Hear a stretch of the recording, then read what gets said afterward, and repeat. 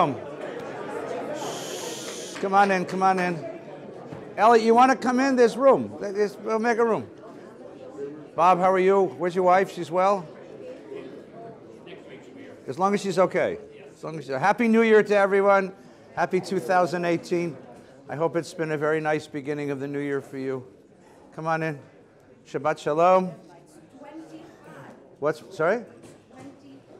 It's 20 Chai. All right, fair enough. That's good. Shnat Simcha. Okay, I'll buy that. I'll buy that. Shnat Simcha is actually nicer. Good morning. Welcome. Shabbat Shalom. It's good to have everyone here. And those who are visiting, welcome to our Torah study. We're delighted you're here. This morning, following the Torah study, of course, you're all welcome into the sanctuary. Lovely kid having her bat mitzvah. And following that, there's a lunch, and I don't know what it is. It may be lasagna this morning. One of those. And then Rabbi Taft's kid is having his bar mitzvah this afternoon, so we're here for that as well. And Parsha discussion this afternoon as well. Good. Monday night, of course, is the NCAA football championship. The Georgia Bulldogs against the Alabama Crimson Tide. We have no dog in this fight, so we will not pray for either side this time. So come in, make yourselves comfortable. Wednesday night, the College of Jewish Studies resumes. We're doing a survey of Jewish history, and we're about halfway through. So we're beginning to talk now about the Jews of the medieval period. Our guest Wednesday night is Professor Joshua Hollow, who's the academic head of HUC here in Los Angeles, professor of Jewish history at HUC. And he's going to talk about what the Middle Ages were and what it meant to be a Jew in the Middle Ages. He's a very, very wonderful teacher. Next week, the College of Jewish Studies will welcome Professor Dina Aronoff of GTU, of Graduate Theological Union. She's a world scholar of Maimonides, and she's going to teach us all about Maimonides, the doctor of the soul. And the following week, which is the 24th, Professor Sarah Stein of UCLA will discuss Sephardic Jewry and the whole world of Sephardic Jews. All of us Ashkenazic gringos need to come and hear about what real Jews look like and what they eat and how they sound. It's a much better world than the world we grew up in. So please come Wednesday night, 7 o'clock, good cookies, free. We'd love to have everyone come and learn with us. Thursday morning, our friend Mort Maurer celebrates his 101st birthday. Happy birthday, Mort. I always like that when people clap just because you're still alive. I mean, you know, learned man, a gentleman, a charitable man. Yes, that's true, but he's alive. You know. So anyone who'd like to come to Minyan on Thursday morning at 7:30, all of you are welcome. There'll be Mort will have an aliyah, of course, and there'll be a lovely breakfast celebrating his birthday. Happy birthday, and many, many, many more. Just the first 100 years are the hardest. After that, baby, it's just smooth sailing. So I'd say 100 and Svansik, but that would be like an insult, you know. So keep going. Just keep studying, keep learning. The secret to a long life, right, of course, is good cigars, good scotch, and you come to shul once in a while, right? So that's how you do it. Johnny Walker Black. That's the secret. Write that down. No, it's Shabbos. Don't write it. It's wonderful. Good. And then Friday night, we have the Rimonim service, beautiful musical service at 6:30. And we're going to be welcoming the Miller Introduction to Judaism program from the AJU. So there'll be many people who are exploring a new Jewishness, and we'll welcome them to that service and help them understand what Shabbat is all about. Yes, Bill? Monday morning at Hazak is Marijuana Monday. And if you want to find out about that, you can talk to Lola afterwards. Monday morning, Hazak, for all of you over the age of 55, is Marijuana Monday. God, I've always wanted to say that. You know, now I can give you the whole line of jokes about high holidays and stuff. I mean, it's just, I had this idea as a fundraiser, you know. All we have to do is put a little stand in front of Ventura Boulevard and we'd never have to charge dues again, you know. It's just, you know, people walking around Encino going, yeah, I like that shul, baby. Yeah. Far out, you know. You know, Jerry Garcia will be playing Kol Nidre, you know. If you didn't understand that sentence, I will explain to you later. It's at 10 o'clock in the morning. 10 o'clock, who's speaking? His name is Mark Davis. And he is a Entrepreneur. oh, he's actually a, Waiting for the license. Is he really? Yeah. Tell him we'll go into partnership. Right? Look, my Hasidic cousins drink schnapps after minyan. What's the difference, right? You know, this will make you mellower. I mean, we'll have a mellow shul. People walk around. What? Can we light up in the but not on Shabbos. You see, that's the... we have to figure this out somehow. I think there's going to... Someone actually asked for a tshuva from the Rabbinical Assembly on marijuana, which is kind of interesting. So we could serve it in the lasagna. It would make for much better sisterhood meetings. Can you imagine? You know, like, yeah, whatever you want. You know. Right. We are beginning a new book as we begin a new year. So if you have a chumash in front of you, please open to page 317.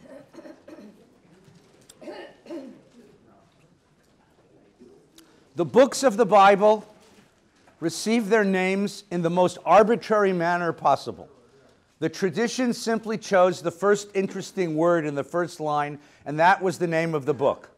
So the first word of Genesis is Breshit, and that's the name of the book. It's Breshit. And the second word, you see, it says Ve'elu Shemot B'nei Yisrael. The book is called Shemot, and the first word of the next book is Vayikra. It's the most arbitrary way in the world. But what's interesting is the way that those words, those names, even though they were chosen arbitrarily, end up defining the core of the book. The book of Breshit, you can call it Genesis in English. Breshit means in the beginning, sets out the founding principles of the whole faith. It's the beginning of the world, the beginning of humanity, the beginning of the Jewish people, but more than that, it's the foundational principles of what it means to call yourself a Jew. It's a question of what God does in history, how history works, what's expected of us. The book of Shemot, as we'll see in a moment, the word Shemot means names, because it starts with a list of names of all of Jacob's kids who went down into Egypt, Reuven and Shimon, Levi, Yehuda, etc. But really, you'll see that this is a book about identity. We'll come back to that in a minute. Vayikra means God called. The book of Vayikra is about living a life of holiness in response to a divine call. The book of Bamidbar, which means in the wilderness, it's numbers in English, because it starts with the census. But in Hebrew, it's Bamidbar. It was Bamidbar Sinai. Bamidbar means in the wilderness, and it really is a book of wilderness. It's a book of the human wilderness. And the fifth book is Devarim, which means words. And it's a book of shared words. It's the common memory. It's the legacy of Moses and the people of Israel. This book that we're about to begin is Sefer Shemot. In English, it's called Exodus, right? Which means, because it's about the leaving of Egypt. But Shemot, I think, is a much better name, because this is really about names. It's about identity. It's about who I am. That question of who I am. How do I define who I am? On a sort of map grid of humanity, where do I fit? Where am I? Who am I belong to? Typically, or at least traditionally, we define ourselves by land and by blood. You define yourself, who I am, by the family that I grew up in. And family is attached to clan, and clan is attached to tribe, and tribe is attached to people. I'm attached to this people. And land, I grew up in this land, and I'm identified with this land, with the culture, the language, the way of life, the custom of this land. So between land and blood, that's how I typically identify myself. And we have custom and symbols which reinforce that sense of identification. You have a flag which says I belong to this land and its population and its destiny, and you show respect to the flag. That's why if you disrespect the flag, people get very upset, because you are presumably disrespecting that deep connection that unites us into a collective. The sense of family, you respect the family, because it's a sense of my being in the world. I am connected to this family. I am, because I am embedded in family. But you could see from the very beginning that the Bible takes this on. The Bible wants to question this. The first time we're introduced to Abraham, he's told to do what? Lech lecha me'artzecha me'eretz moladetcha el haaretz asher areka. I want you to leave home. I want you to leave your land. I want you to leave your father's house. I want you to leave behind those signs of identification. I'm going to uproot you from the normal mechanisms of identification and remake you into a different kind of person.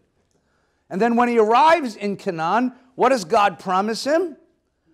Land and family. Those are the two pieces of the covenant, right? You're going to have the land, and you're going to be the father of new generations. Land and family are going to restart, but in a very different way, because this land and this family are under the providence of this God, and this God has plans for this family and this land. We're going to see the same thing here. Shemot, the book of Exodus, is very aware of Genesis. And it's even linguistically, it's going to mimic Genesis over and over again, because the book of Shemot is going to pick this up and is going to move the whole drama from the family to the people level, from the local history to national world history. And here again, we're going to be introduced to a character named Moses, who is the dominant character of the rest of the Bible, along with God. And what do we know about Moses? Well, once again, he is removed from his family right away. Removed from his family right away. And he's raised in the palace of the Pharaoh. So his question of who does he belong to is an open question. Mickey, come in. Come in. There's a seat. Bob, is a seat next to you available? Mickey, come in, come in, come in, come in. There's a seat here. There's a seat here. Come in, come in, come in, come in. Certain people get special treatment. Good. He is removed from family, and even Egypt, which becomes his adopted land, he will be removed from that. And he will spend his adulthood in Midian. Like Abraham, he has been uprooted from the characteristic foundations of identity and forced to find his own identity. Who are you? Who do you want to be? What defines you? What characterizes you? What makes you you? What makes you you? What's your name? Even the name is interesting. Because remember what happens. He is born into this Israelite family, right? It's in the text. You can take a look with me. This, right? The world's going to hell. There's slavery everywhere and destruction, and they're throwing babies in the Nile. And on page 321, a certain man of the house of Levi went and married a Levite woman. Nameless people. Nameless people. We just know that they belong to the tribe of Levi.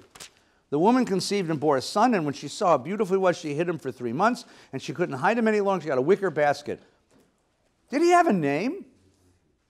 Did mama call him something? 3 months. She's raising the kid. What did she call him? Male child Levi? What did she call him? He must have had a name. What was his name? We don't know his name. Right? Yeah, Boychik, right. Right. It's like Ronnie Wolfson, my dear friend, he said when he got to Hebrew school, the first day of Hebrew school, his Kita Aleph teacher said, Ech korim lecha, ma Hashem shalcha, what's your name? And he didn't know. He says, well, my Zayda calls me Wilde Chaya. Wilde Chaya means wild animal, right? It's what you call an uncontrolled child. Today we know that as ADHD, but in those days it was, so that'll be your Hebrew name, Wilde Chaya, right? Right?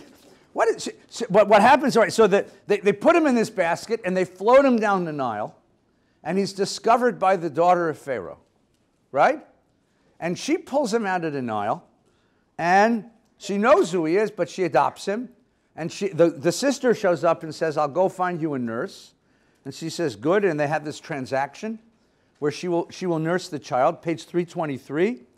When the child grew up, she brought him to Pharaoh's daughter, who made him her son. He's adopted by Pharaoh's daughter, by the princess, and she named him Moshe. Now, the Hebrew is very strange. It says, right, Vigdala yeled v'tever lebat paro v'yehi leben, v'tikra shmo Moshe, she called his name Moshe, v'tomar, because she said, ki min hamayim mishitihu, because from the water I drew him out, which assumes that the daughter of Pharaoh knows Hebrew, because she has a Hebrew derivation for the name. But even very early, the commentators recognize that the word Masas, Moshe, Mosas, is not a Hebrew name, it's an Egyptian name. It means son of, junior, sonny boy. If you are the son of the god Ra, you are Ra Masas, or Ramses. See that? Right? Yeah, Ra Masas, the son of Ra. You are the son, Ra is the god, Masas means son of. Masas, Moshe, means son of, my son, Sonny Boy, Junior. Okay? So it's an Egyptian name. It's an Egyptian name. But it's not even a definite Egyptian name because you're missing the first part. Son of whom? Son of whom? Even an Egyptian. His identity is an open question. Who does he belong to? What language does he speak? Who's his mom? He's got two mothers. He's got two households. He has no father. This is a kid absent of identity, right? And now what we're going to do is the rest of the Parsha is going to open this question of, who are you, kid? Who do you want to be? So we begin that question of identity. Who do you want to be? And remember, we are his students. He is Moshe Rabbeinu. He is our teacher. So in following this journey, we are following the question of our own identity. Who are you? Who do you want to be, right? Sometime after that, by the way, the white space on page 323 is owned by the DreamWorks studio because the whole movie Prince of Egypt fits into that white space. Right? Jeff Katzenberg paid an enormous fee to the owner of the Bible for that space, so please don't write anything in that space or you'll get sued, okay? Vayehi bayamim hahem. And so it was that Moses grew up and he went out to his kinsfolk. He went out to his kinsfolk, but the question is, who are his kinsfolk? The Egyptian slave masters or the Hebrew slaves? That's the great question. Who do you belong? Who do you belong to? Remember the old Union song, which side are you on, boy? Which side are you on? Yes, please. Ken. Oh, back? I'm trying to go forward and you're bringing me back. I'm moving so hard. Chapter 2, the first verse. Yeah. Vayelech ish mibet Levi. Ken. Vayikach et bat Levi. Ken. So is it the same? Are they related? The same tribe. No, they come from the same tribe, but it's not the same. No, they're not brother, sister. They come from the same tribe. Right? Yeah, now why is that important? Why do you have to know that? Besides the fact that they give birth to Moshe. What's happening all around them? Because later Aaron became the Yeah, it's a mishpacha Levi, right? This is how the tribe of Levi becomes machers, right? Okay? Right? And later one day they'll invent blue jeans and become very rich, right? That's fine. Everyone who wants an aliyah in shul has to be wearing Levi's, okay? If you wear Wranglers, you're going to make breakfast, but you're not going to get an aliyah. But why was this important? What's going on around them? The Israelites are enslaved, right? The Israelites are enslaved, and they're tossing babies into the Nile. What's the last thing in the world you're going to do in the middle of that? Get married and get pregnant. So what do you, if you're getting married and getting pregnant, what are you doing? You're doing an act of political resistance. You're betting on a future that's completely dark to you right now. It is an act of political resistance. Most people see it as an act of futility. But think of it as an act of political resistance, right? You all know Herschel Fox, our cantor, right? You know where he was born? He was born in a DP camp in Germany. How did his parents meet? His parents actually knew each other from before. But right after the war, people found each other in DP camps. And the birth rate in displaced people's camps in Europe after the war was astronomical.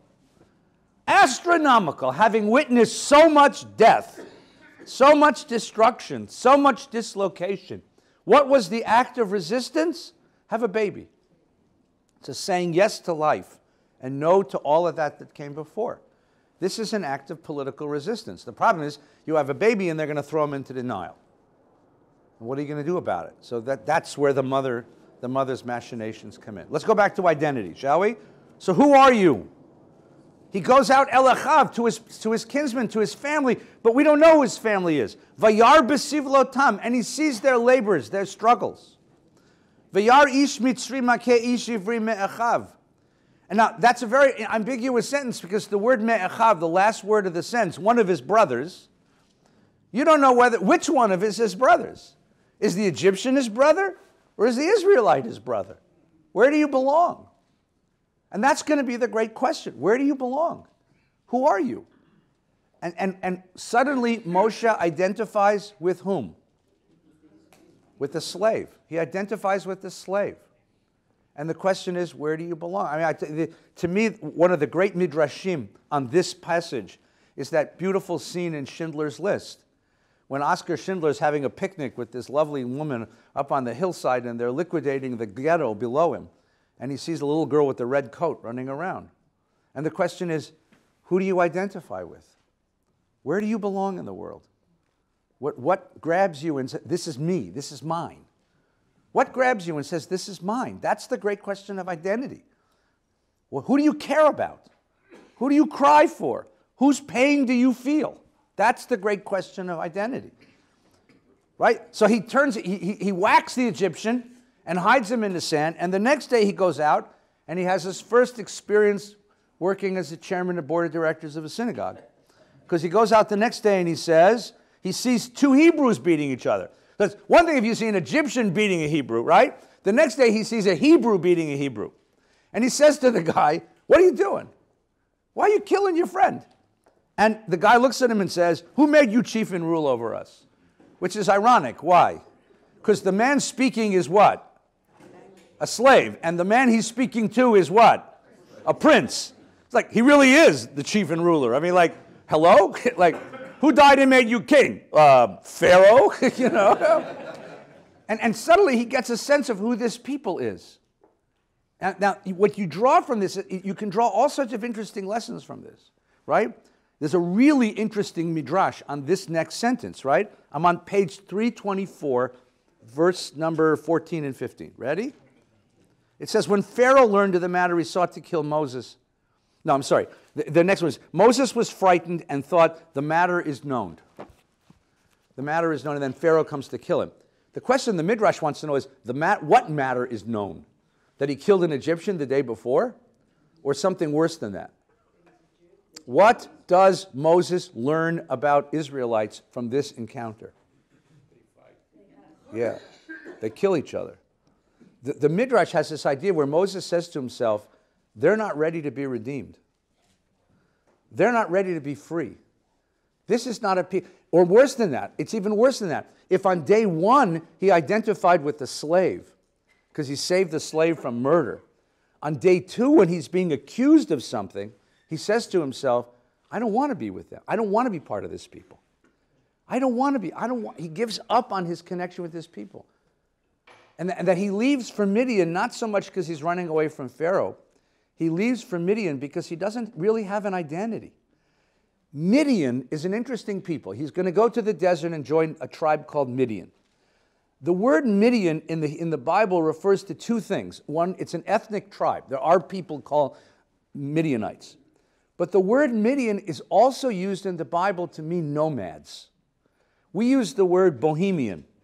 Anybody see the film Rent, or the play Rent, right? Or the opera La Bohème, right? We use the phrase bohemians to mean people who come from Bohemia, but we also use it to describe a certain lifestyle, a certain countercultural, eccentric, idiosyncratic, resistant lifestyle.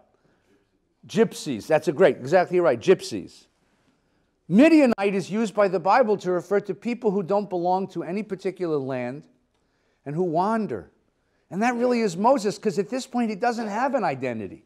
I'm not an Egyptian, that I know. But I don't want to be an Israelite either. That I also know. So where are you going to go? You're going to go to the one place where people of no identity are allowed to hang out, the Midianites. And that's where he goes. And he's going to live in the land of no identity. The land of no identity. Yes? Are there any midrash on the princess and Moses meeting in the future? Yeah. Deal with that? Yeah, there's a whole thing that she comes out of Egypt with him. Yeah, that she chooses to follow her son out of Egypt. And she becomes her, because she's identified later with the name Batya. Now, Batya, the daughter of God, which means that Midrash wants to identify her as a convert. She becomes one of us. She gives up the privileges of the palace in order to follow the truth. There's a lot of Midrash like that. There's a lot of wonderful Midrash about, and that's who she becomes. Yes, Judith? I'm interested in the slave who challenges. Yeah. That What do you tell me about him? midrash. Okay, tell me about him. Just like Rabbi had chutzpah. Yes. Challenge this, that maybe, Moses would say, these people have something different also. Yeah. If they would dare to challenge me, must have some kind of Moxie. empowerment. Yeah. But what's the midrash on that? I mean, Well, before you get to the midrash on that, tell me about that. Tell me about that guy. that guy. Here you have a guy who's beating his fellow. So either he's a capo, either he's working for the Egyptians, enforcing Egyptian order, and that's why he's beating another Jew, or he's just a crook. I mean, he's just he's a mugger, right? and Moses stops him, and the guy looks up at him and says, "You're going to do to me what you did to the guy yesterday." First of all, that means that the guy yesterday told everybody. He went and blabbed to the whole world that this Egyptian prince saved me. But he doesn't use it in a way of, we're grateful to you for saving the life of our buddy. He uses it as a way of saying, I refuse to accept your authority, which is going to be a leitmotif through Moses' whole life. He does wonderful things for people, and what do? They hate him. They try to kill him.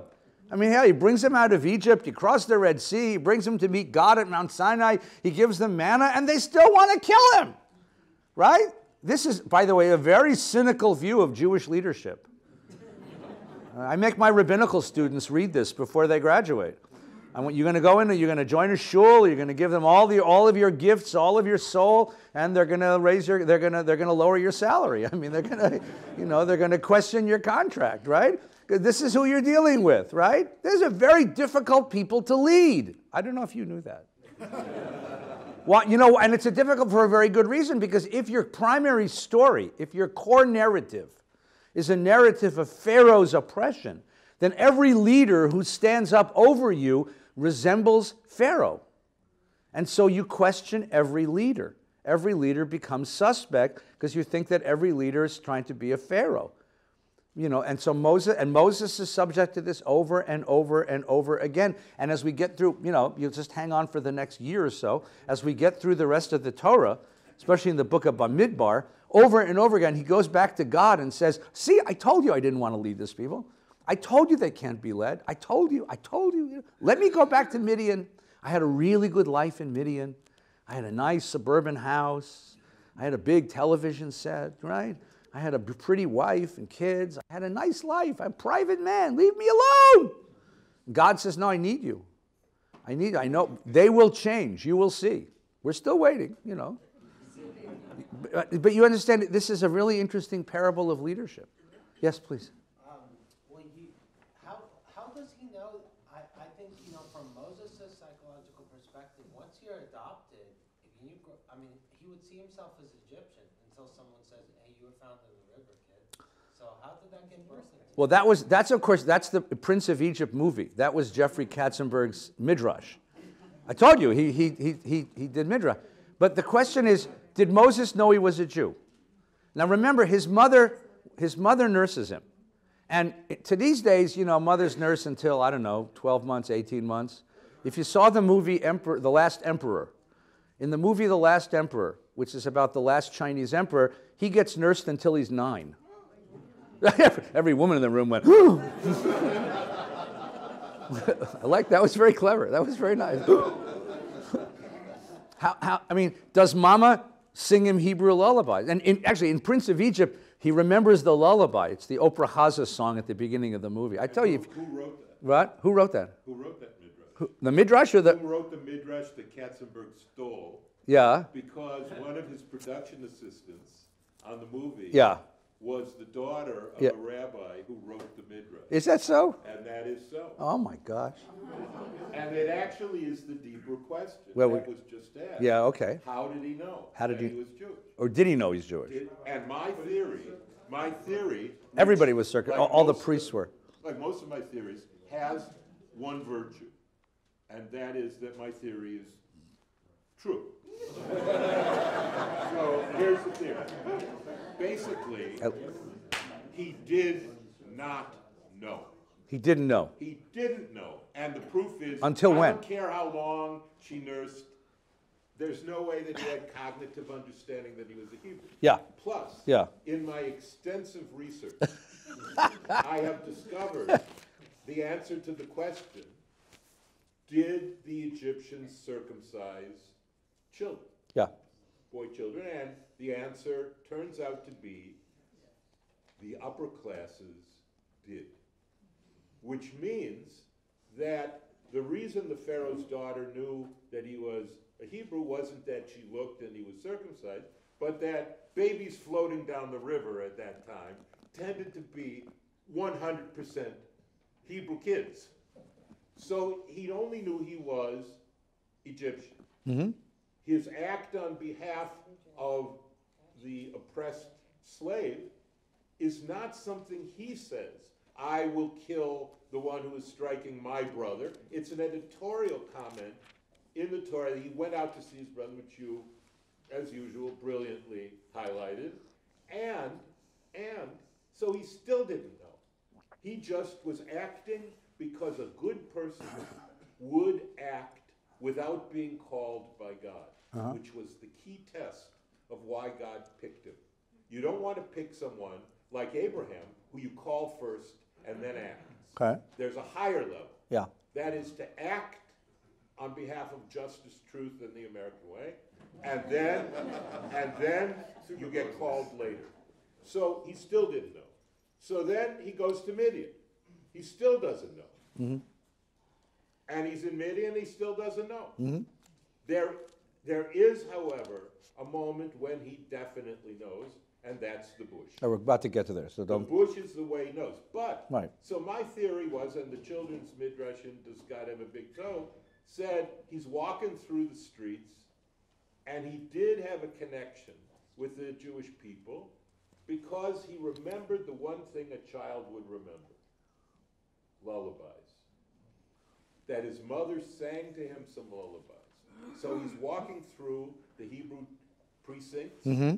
He hears the lullaby, and Katzenberg reads this, and they put it in the movie, and I say, I'm suing your ass. And he says, I'm Katzenberg. Well, he says it to someone who says it to someone who says it to my daughter who worked for him, which is a very good argument. Your daughter works here. They took the story Yeah. of he heard lullabies, which isn't in a single midrash. Yeah. Yeah. It was created as a vision that it's impossible to know. No, it's not. How genius receives these visions. Impossible to know. And that's the fact of the matter. There you go. There you go. Thank you, Rabbi Gelman. Yeah, you're welcome. And I still may sue him. I'll tell you what. Get him to make a contribution to the Yeah. shul. You know, that's because. Yeah. Go ahead, So David. if he doesn't know Didn't know he was Jewish. why does he go to Midian? Why does he go to Midian? Yes. To save his ass. But he's a prince. He could kill some. He killed someone, and so he was being threatened by the Pharaoh, who said, "You can't be killing my people. I'm going to punish you." So he ran away from the Pharaoh for it being revealed that he killed someone. Plus, what he would be punished for was not killing the guy.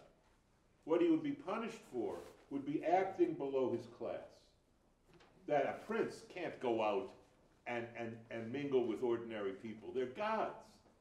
So that's why he ran away. You could construct it even more if you want.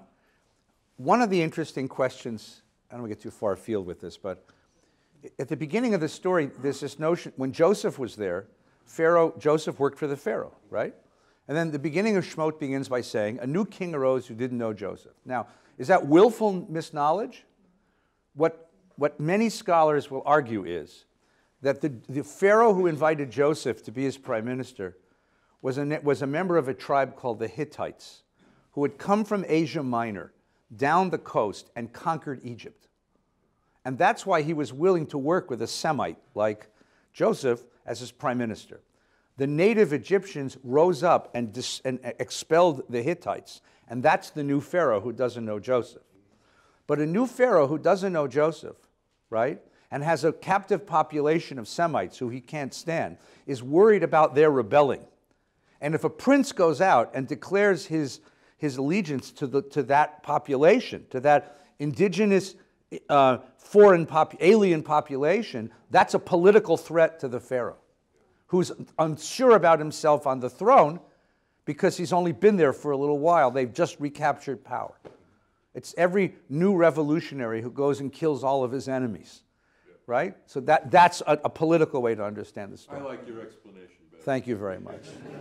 I mean, yours is good too, but it's all right. So let's see what happens now, because I want to follow this narrative of identity.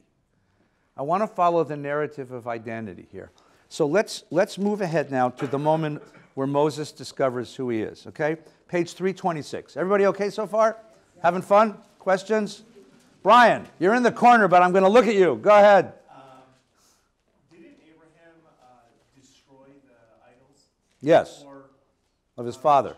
Isn't this similar to that? Yes. It's a nasty habit of Jewish kids to destroy their father's idols. Give your father a hug before I tell you the rest of this story. Right? What part of growing up means destroying your father's idols? Because, and the only sanction you have with this is because your father destroyed his father's idols. Because you have to worship the God that you follow. If you worship your father's idols, you'll never grow. You'll always be stunted. That's part of human development. Go ahead. And you have a kid, and God willing soon, but so you need to know this, that your son will rise up one day and destroy your idols. Okay? That's what's going to happen. Go ahead. Ask the rest. In the Ten Commandments, it's the swaddle cloth. It's what? It's the swaddle cloth. It's the swaddle cloth. He realizes it's his mom's. Oh, is that what it is? Yeah. No, yeah, it was the blanket. It's the red, black, and white blanket. In the movie The Ten Commandments was the other great midrash on the story. The maid says, "Oh, that's a Levite blanket." Yes. Now, how did she know? Because there was a tag that said Levi's on it. Because I have no idea what a Levite blanket looks like. I mean, you'd have to assume that, like, in Scottish tartans, and go to Scotland, every clan has its own colors. The Campbells and the McDonalds and the McCormicks and the McFeinsteins. They all have their own. Our clan tartan is a cannadle. So actually a bagel, because my father's a baker. It's a bagel. So she sees it. I mean, every Israelite tribe had its own tartan, its own pattern, its own color pattern, right? What? Well, but that's in the movie. They said this. Like I don't know where that came from. That somebody else's kid gave the director. So be the milk, because I'd never heard of that before. I've been looking for. I mean, blue and white. All right, blue and white. Herzl chose blue and white, right? Most of Jewish history is in black and white, so I don't know what blue and white. Yes, Bob.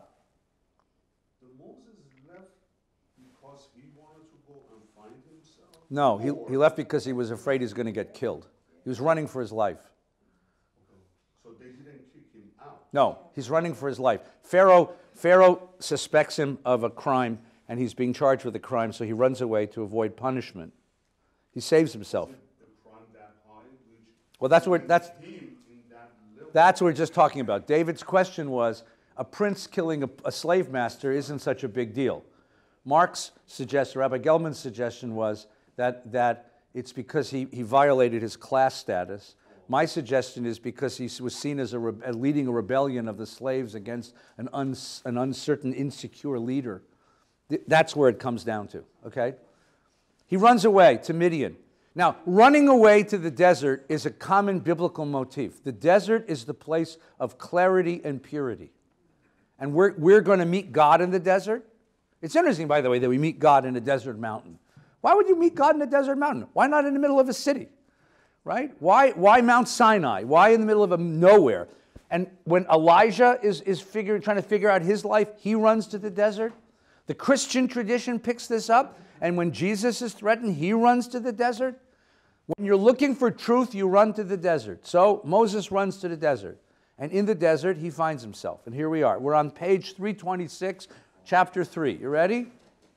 Everybody good so far? Now Moses, tending the flock of his father-in-law Jethro, the priest of Midian, drove the flock into the wilderness, came to Horeb, the mountain of God. In other words, this was a mountain that everybody knew was a little spooky. And the angel of the Lord appeared to him in a blazing fire out of a bush. You can spend a lot of time trying to figure that one out. What's the symbolism there? Right?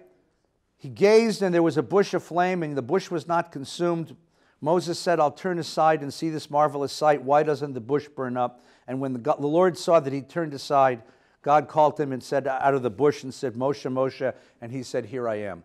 Our dear friend Larry Kushner wrote a midrash on this, and he said, you know how long it takes to notice that something isn't being burned up? He said, I was sitting in my living room watching the fireplace, and it occurred to me that you have to watch a fire for a long time to realize this, and that's what God saw, that Moses had the attention span to really notice. Because if you're going to shape history, you've got to have sustained focus. You've got to really be able to watch it because it's going to take a long time to change the world. That's Larry Kushner's midrash, which is as good as anyone I've ever heard. Right? Moses, and he said, here I am. How do you know my name? Right? And he said, do not come closer, remove your sandals from your feet. The place on which you stand is holy ground. I am the God of your fathers, the God of Abraham, the God of Isaac, the God of Jacob. And Moses hid his face, he was afraid to look. And I've marked well the plight of my people in Egypt and have heeded their cry because of their taskmasters.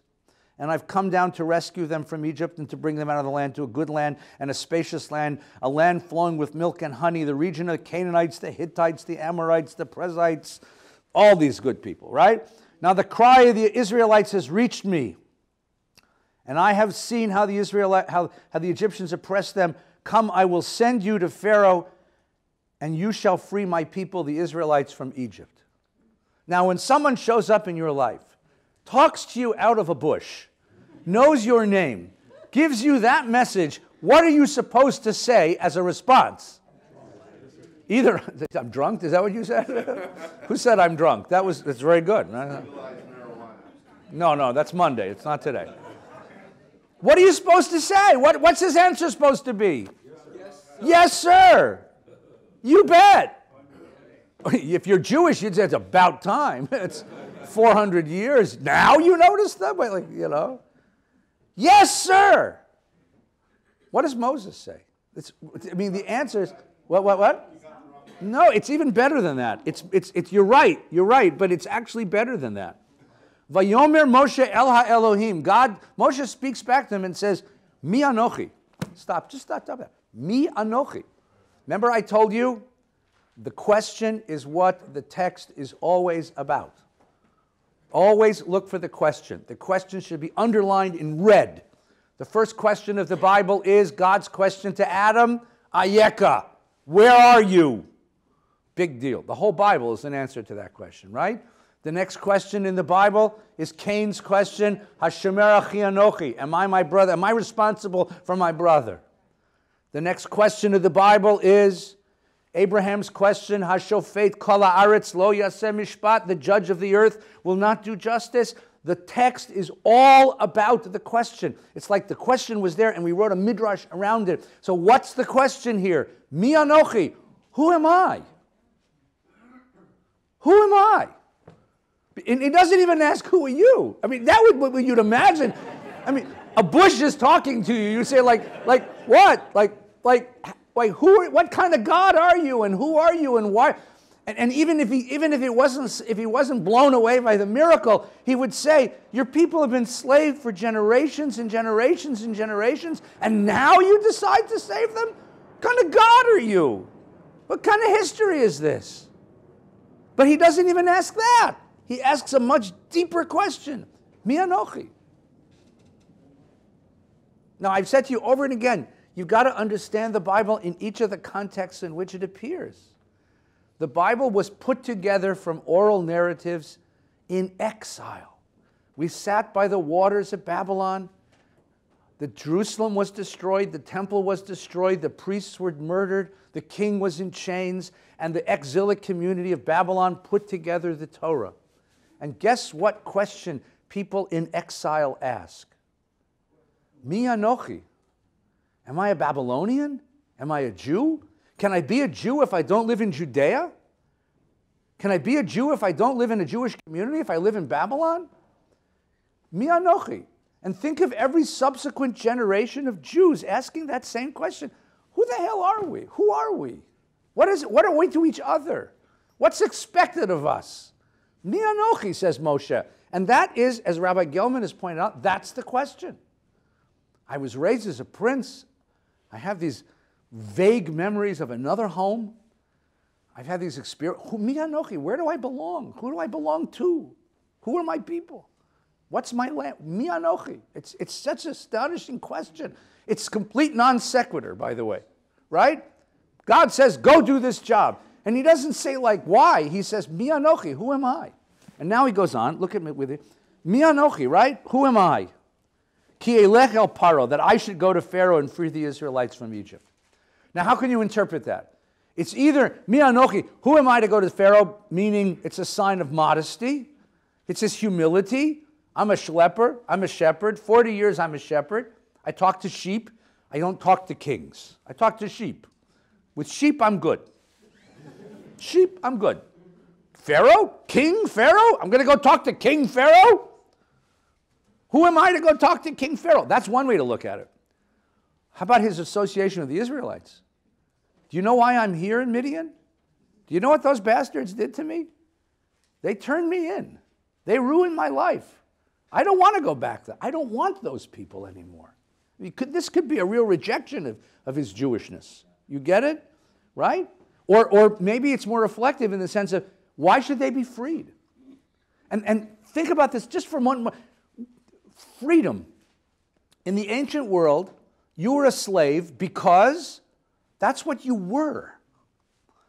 Social statuses were not plastic. They were not fluid. They didn't move. You were a slave because you were born a slave, because that's what you were meant to be, a slave. If you're nobility, you were meant to be a noble. If you're the king, you were meant to be a king. What do you mean you're going to free slaves? Who the hell ever frees slaves? This doesn't happen. You can't free slaves. Slave isn't a status that you stumbled into and you can stumble out of. You are a slave. The whole notion of freeing a slave makes like no sense. So there's so many levels of this question, which is like, basically, Moses looks into the bush and goes, huh? And look, listen to God's answer, right? I will be with you. So which question does he answer? He doesn't answer the question of mi anochi. He doesn't answer the question of why should I save them. He doesn't answer the question. He answers what? What question is God answering when he says, I will be with you? Don't worry, I'll be with you. Don't worry, I'll be with you. I know you're afraid. I know you're afraid. What? Yeah, he's questioning the authority. What authority do you have to go confront Pharaoh? You're not. You're just going to be my messenger. I'm going to be with you.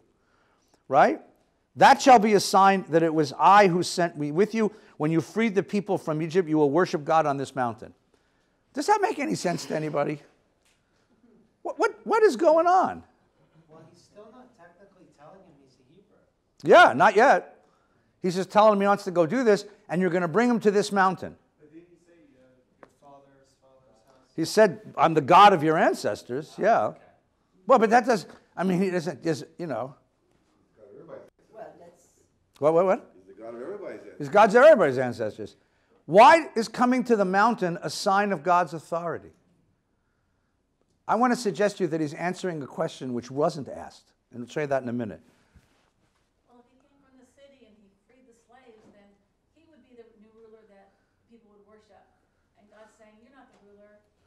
When you free them, they'll be worshiping. Very good. That's very good. Yeah, he's going to go to this. He's going to free these slaves. They're going to worship him. He'll be Pharaoh.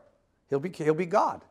God says, no, you're going to be a vessel. But there's something, I think, there's another deeper level that's being asked. Please. My question is, isn't it possible that the princess who told him he was born a slave? You think a princess is going to tell him he's born a slave? You think a slave, remember, a slave is not an exalted position. It's like a slave is a deep insult, right? That's why I love when you ever ask, when you ever ask American Jews, your ancestors came to America, right? Yes. Tell me about your ancestors who came to America. Oh, my great-great-grandfather was a very Orthodox rabbi. He was very pious. You imagine that only Orthodox rabbis lived in Eastern Europe and only Orthodox rabbis came to America.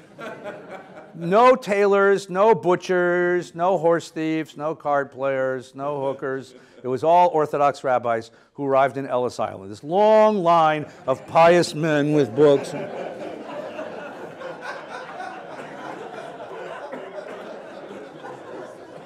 Everybody always wants to think of their ancestry as higher than theirs. That's why it's wonderful. I hate these shows, but there's this guy that does past life regressions on television, you know, and he puts his hand on your forehead and he says, oh my God, 16 generations ago, you were a general in Napoleon's army. Or not, you were Napoleon. You were not Napoleon's bedchamber maid, you know. You were not the guy that schlepped Napoleon's, you know, poop, you know. You were Napoleon, you know. No one wants to think of himself as a schlepper. Right? Why would the princess tell him that he was born a schlepper? She saved him? Well, no, but that's not it. He wants royalty. He's going to be royalty. If anything, she wants him to forget that identity and assume that he's always been royalty, so that he'll fit into the palace. Right?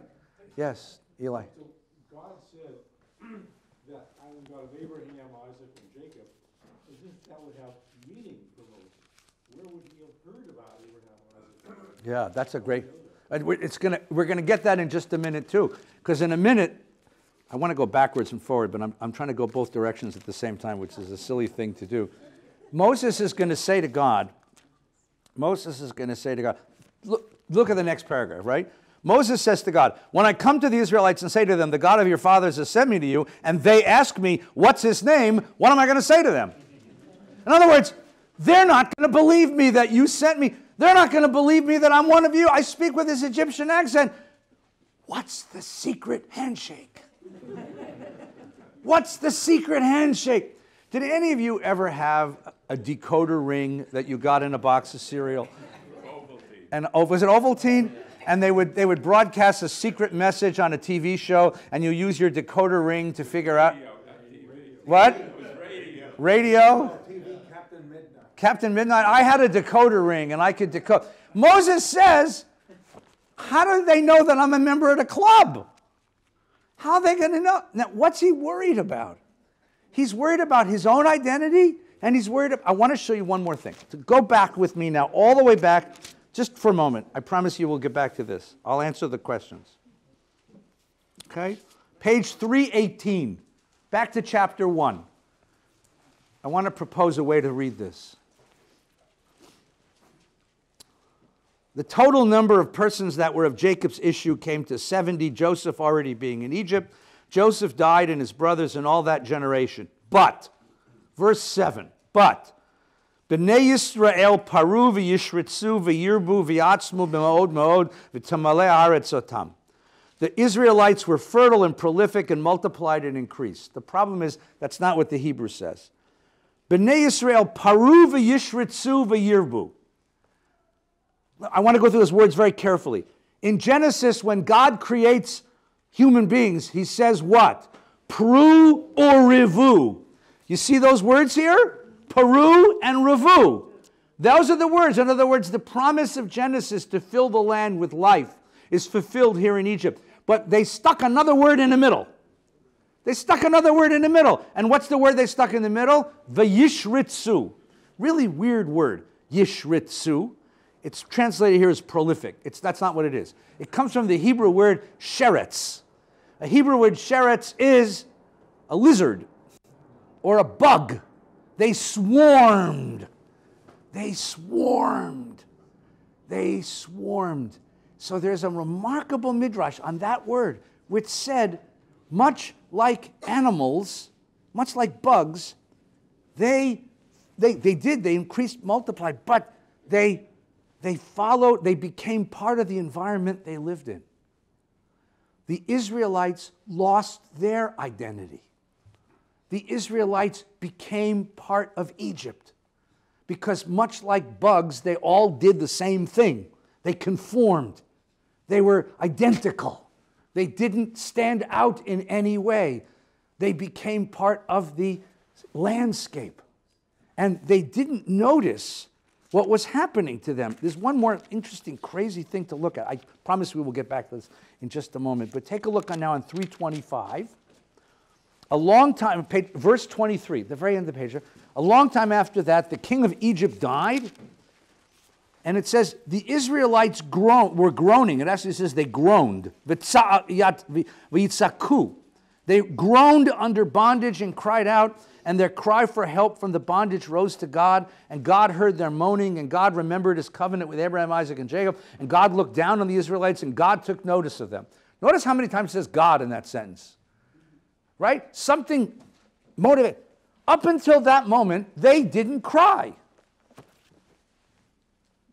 Up until that moment, they didn't cry out.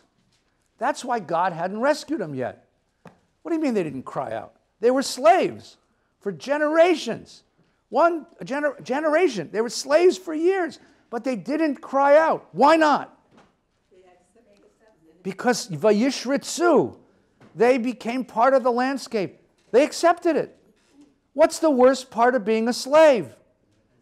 It's when you so define yourself as a slave that you forget that you're a slave. And that you assume that this is the way things have to be. And it becomes what you are. And you adjust yourself to your slavery. You become inured to it. And it becomes part of the landscape. And it becomes what you are. And you forget that there's anything abnormal about it. Or that there's any alternative to it. It's not, well, that too, but it's more than that. It's a sort of cognitive, it's a cognitive slavery. It's a slavery of epistemology. I can't see myself as a slave because it's normal. Culture is that which we do not notice. Culture is that which we do not notice until somebody shows up and says, hey, look. And then it's usually dreadfully uncomfortable to notice what's happened to you. Right? How many black women moved to the back of the bus before Rosa Parks? The bus driver said, lady, move to the back of the bus. And black women moved to the back of the bus. For a year, from 1865, when the war ended, until 1954, when one gutsy little lady said, hell no. And the bus driver said, I will take you to jail. And she said, fine, take me to jail. And with her one phone call, she happened to call her minister, who was a brand newly ordained young man named Martin Luther King. And that's how a revolution began. And people said, wait a minute, why do we have to move to the back of the bus? Okay? When my mother belonged to the sisterhood in the synagogue that we grew up in, her mail said, Mrs. Burton Feinstein. I said, Mom, that's not your name, that's Dad's name. She said, well, that's the way they call women. Right? Women went to college to get an MRS degree. Women lost their names when they got married. Listen, I went to Charles Evans Hughes Junior High School in Woodland Hills, California. In the 7th grade, I took wood shop, electric shop, metal shop, and print shop. And the girls took sewing and cooking. How many times have I used the lathe since the 7th grade?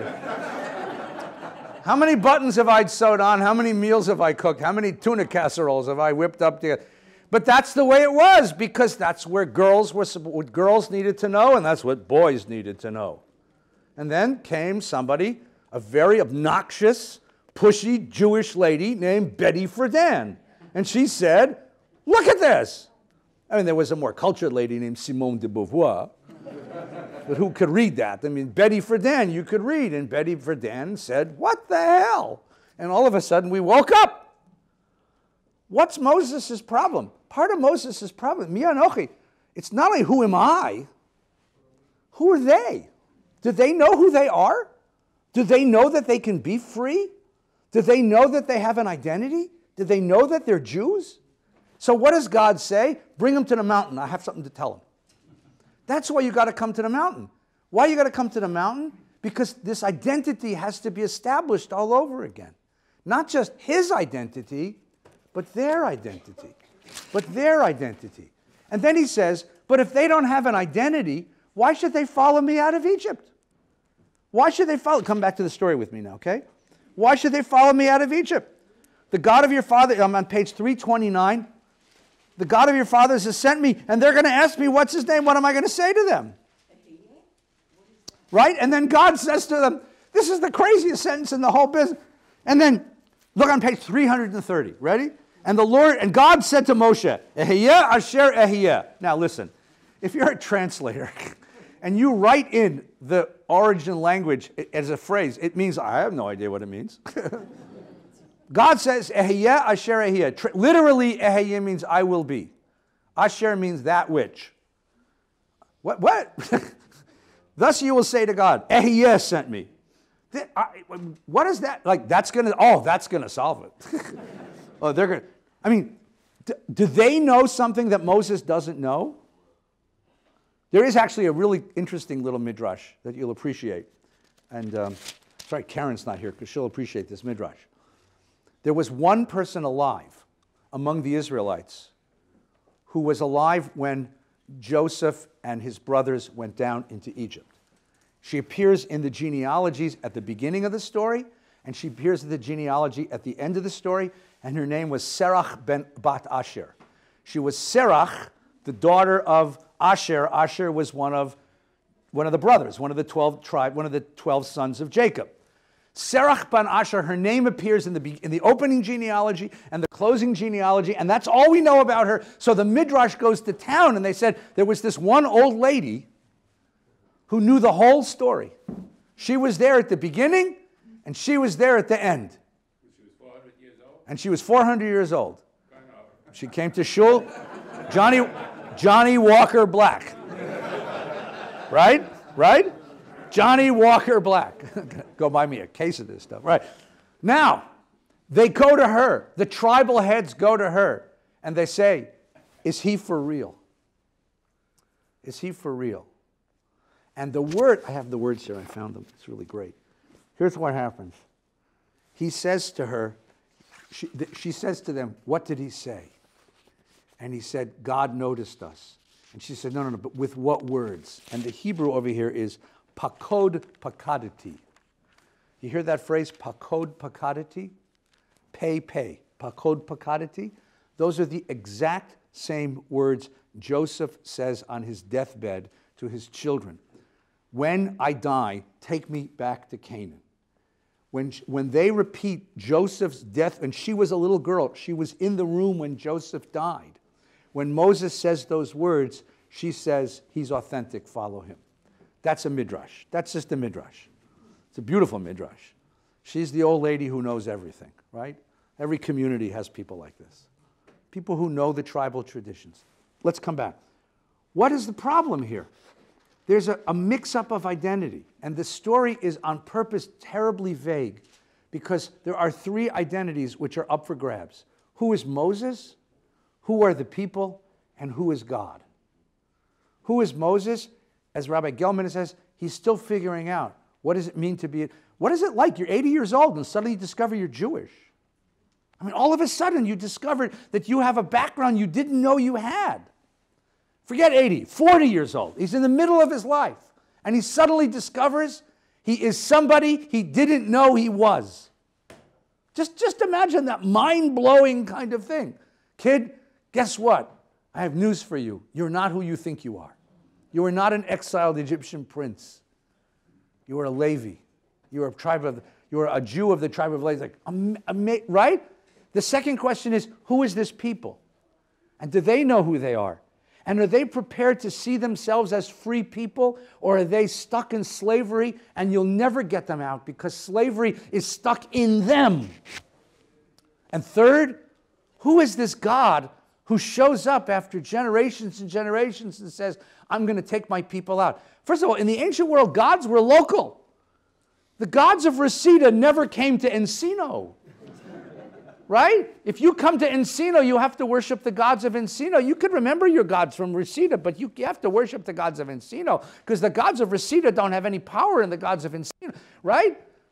So here's a God who's somehow transnational? How the hell does that work? And you're going to bring a people out of another people? It's a birthing move, right?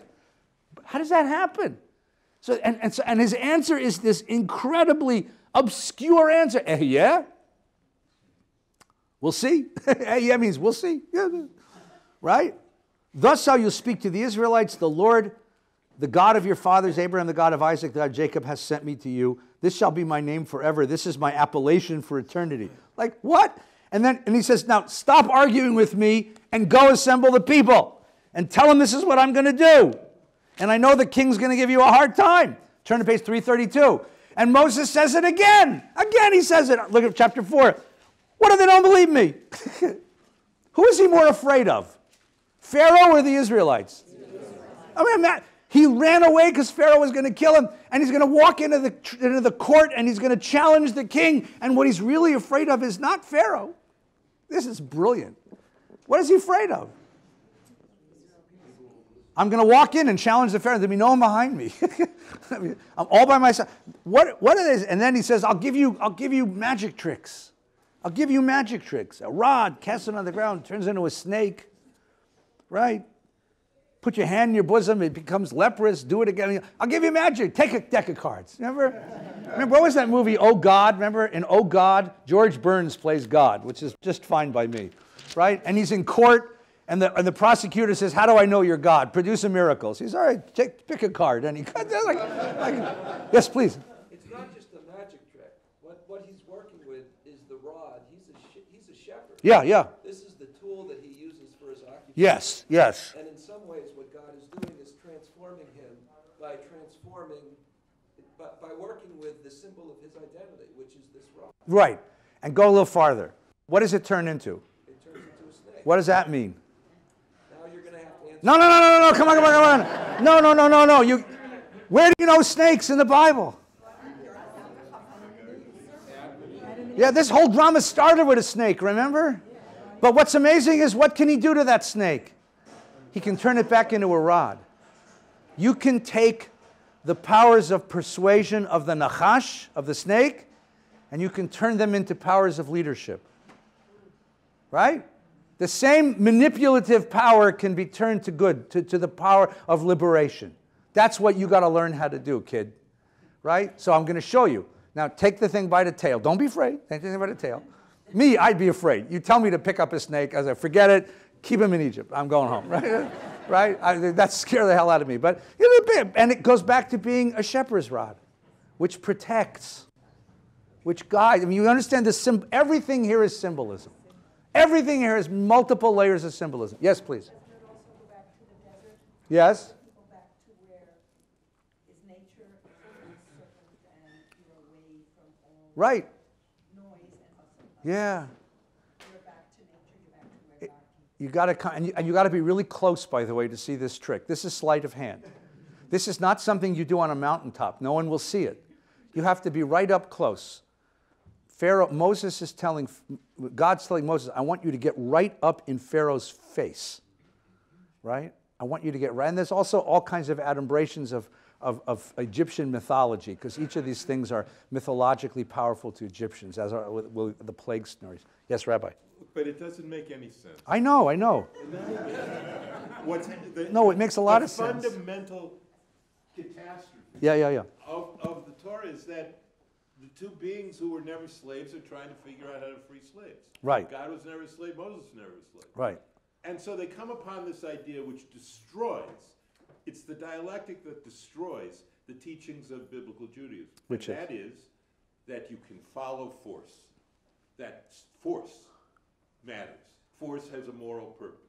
And the fundamental meaning of it is that force doesn't. God says, look, tell them to leave and they'll worship me at the mountain. Moses, it's not going to work. I need acts of force. Yad Chazakah. Right. So God says, okay, do the snake.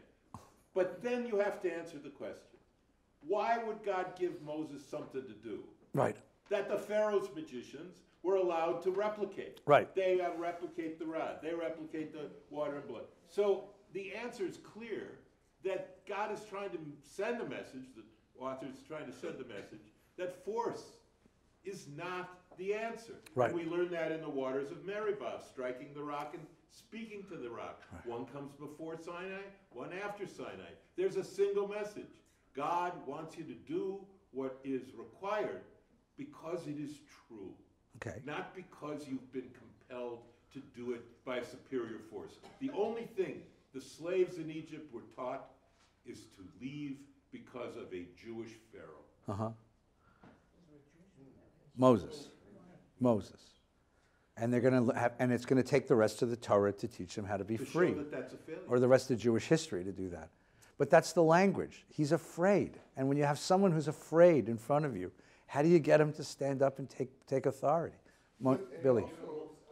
Sorry, what? God tells Moses that he's going to stiffen Pharaoh's heart. Yes. And Pharaoh says, Moses says, yeah, okay, I'll do it anyway.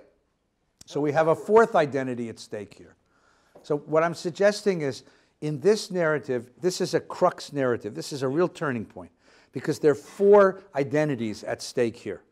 And that's what the rest of the Exodus narrative is going to help us work out. Who is Moses? Who are the people? Who is God? And who is Pharaoh? Who is Pharaoh? That's going to be the fourth identity that we have to figure out. You know, what's important to these guys? How do they define themselves?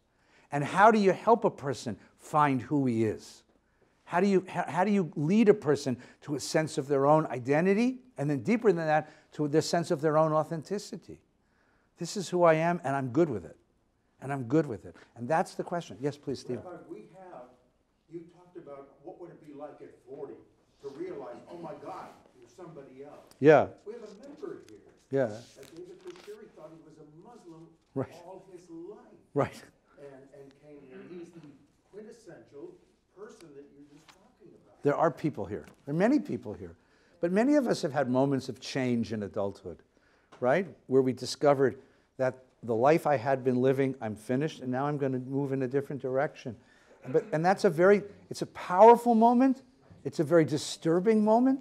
But he didn't know, is what I'm saying. Yeah. It's not like somebody who wants to convert. I love Judaism. Right, I got it. I get it. So what's going to happen? What's going to happen? Moses is going to show up, and he's going to say to the Israelites, I've come to free you. And what are they going to say? They're going to say, from what? And he's going to say, from your slavery. And they're going to say, what slavery? We are what we are. And then suddenly something's going to occur to them, which is, he's a lot like us, but he's different. He's a lot like us because he looks like us. He's a lot like us because he talks like us. He's a lot like us, but he's different. And as they begin to assimilate his difference from them, they come to realize what? They come to realize we really are slaves. How long did it take before Martin Luther King and Rosa Parks' message reached the African American community? It took a long time, because it's very difficult to say, I see my oppression and I'm ready to face it. It's very difficult to realize this has been my position. Feminism, we're still working it out. We're third generation now, feminism, we're working it out. It takes a long time, and that's what Rabbi Gelman points out. And you can't take shortcuts. You can't use force to impose liberation on a people, because this is a process that works from the inside out. But slaves also have a lot of comfort in being slaves. Yeah. Taken out of slavery, now they're going to have to take care of themselves. What's the comfort of being a slave? Everything's taken care of. Yeah, the comfort of being a slave. Being a slave is a terrible, terrible, terrible status. It only has one virtue. Every tomorrow is exactly like every yesterday. And you know what? When I take you out of that security and I tell you that I don't know what tomorrow is going to bring. Ehiyeh asher ehiyeh. We will be what we will be, which means, heck, it's an open future. That can be really difficult. And so you turn on the person who took away your security, and you say to him what they said to him at the end, right? On page 340, the end of this Torah portion, the Israelites came to Moses, right?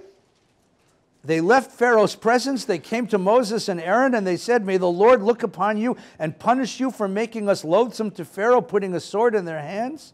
And Moses returns to God and says, why did you bring harm upon your people? Why did you send me? Ever since I came to Pharaoh to speak in your name, he's dealt worse with the people. And God says, shush still.